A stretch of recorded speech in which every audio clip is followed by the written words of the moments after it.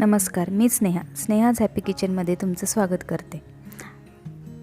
आज आपण बोरनान याविषयी माहिती बघणार आहोत। बोरनानचे महत्त्व आणि ते कसे साजरे करावे। मकर संक्रांत म्हटलं की आठवते ते लहान मुलांचे बोरनान। बोरनान याला बोरस्नान लूट या नावानेही ओळखले जाते।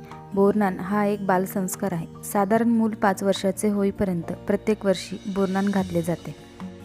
मकर संक्रांतपासून ते रथसप्तमीपर्यंत कोणत्याही दिवशी बोरनान घातले जाते। हा कार्यक्रम जास्त म्हणजे लहान मुलांच्या आवडीचा असतो।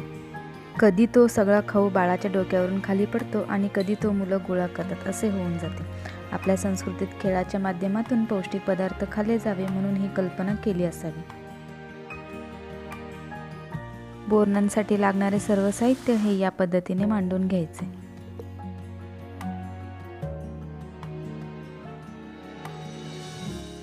बोरनान करण्यासाठी विशेष म्हणजे हलव्याचे दागिने घातले जातात आणि बाळाला काळ्या रंगाचे वस्त्र परिधान करायचे।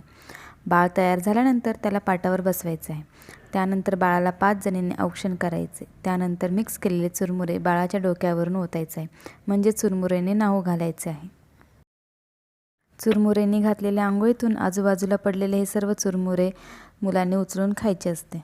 हा सगळा खाऊ आपल्या शरीराला उपयुक्त आहे। थंडीच्या दिवसात हे पदार्थ खाल्ल्याने शरीरात उष्णता निर्माण होते। अशा पद्धतीने बोरनान हा कार्यक्रम केला जातो। तुम्हाला आजचा व्हिडिओ आवडला असेल तर प्लीज लाईक आणि कमेंट करा।